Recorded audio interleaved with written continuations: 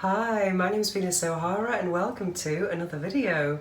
Today I'm going to talk about how to get the type of sex that you want.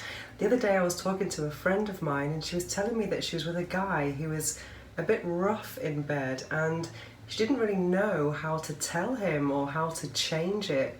And so I thought I would make a video about it.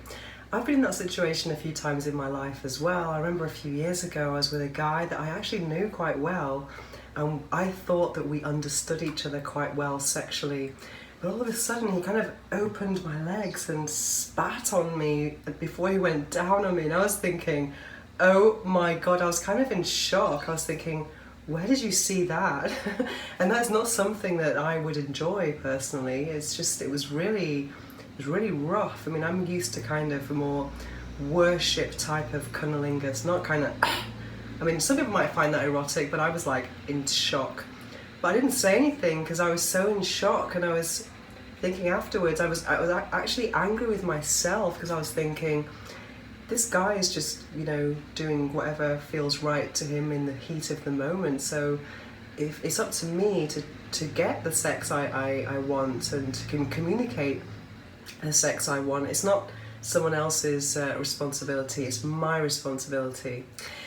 But it's not that easy. So I have thought about my top 5 tips to get the sex that you want. So the first thing I'd recommend is during the act, in the middle of the act, is to communicate verbally with your partner. For example, if it's painful or you're not enjoying it, if you say, ow, ow, stop. That's not really difficult. It shouldn't be difficult, at least. So if you do that, just go, ow, stop, and then you can change whatever it is and just say, ow, it hurts. I mean, you should not be afraid or ashamed to admit that, because I mean, sex can get painful if you've been going on at it for a while and maybe you're not lubricated enough or you're just not into it enough to, whatever.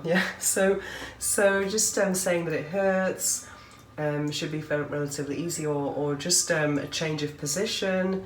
Let me go on top, or turn around. There's just little phrases you can use without it being an awkward yes, here, right, softer, harder, whatever. Or you can use those words as well if that feels appropriate. But another way to is to get the sex you want if it's difficult for you to speak, or if you find it difficult. Another way is to, when you're in the moment, is to actually guide your partner, and you can do that with your hands. You can get their hand and put it where you most want it to be, and you can guide them according to the place, the rhythm, and the pressure that you want. So that's a great way to get the sex you want. And also another way to guide a partner, as well as with your hands, is with your like some of your gestures or your moaning, like yeah, wow. I mean, I think sometimes it's really important to communicate with your partner, especially if someone's going down on you. I mean, I think it's so important to just let them know when they're hitting the right spot, because that's what you need. I remember sometimes I've been in that situation, like, oh yes, that's where it is, that's the hot spot. And I think it's really important to say yes, wow, keep on going like that, whatever it is, and then I know that that's gonna help me reach orgasm. Of course, all these tips are ways to actually just improve the shag, basically. Another thing that I love, my third point, is when I'm in that situation and sex is not quite going how I want it to go, I would say, let me take control. And that's a great thing to do, because I think sometimes we live in a society that we still think that sex is like a gift for a guy, and that's not true. I think we, as women, we have to be more in control. That doesn't necessarily mean dominate, it just means being in control of your own pleasure. And sometimes it can be a good idea just to say to your partner, stay still, and then do things in a way that can teach them more about your sexual response or orgasmic response. And also I think some guys are just kind of, they love a bit of a rest, really. And I think that's a really good tip. And another thing is when you're out of the bedroom, my tip number 4 would be to talk about sex, and it's a great thing to do out of the bedroom because you don't get distracted in that moment, and you can get also more excited about the next time you're going to be with your partner. And yeah, it's just a great thing to do. And I think one thing you can do is talk about the sex you have, the sex you would like to have, and share fantasies and desires. That can be a really great way to get to know your partner.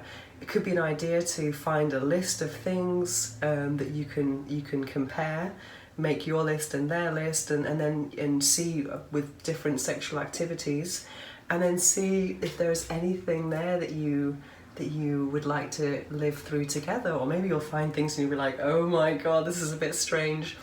Or if it's something very strange, maybe you could do a role play, if it's something that you would never live in your day-to-day life. I think it's always good to talk about sex when you're not having sex with your partner. And finally, last but not least, masturbation, of course. Self-love is one of the best ways to love your body and to get the type of sex that you most want, because you can get to know your own sexual response, your orgasmic response, and also you can discover your erotic imagination. Yeah, and I think it's wonderful to know your body. The more you know your body, the more you can communicate with your partner to try and get the sex and the orgasms that you deserve. Anyway, I hope you've enjoyed this video, and see you next time.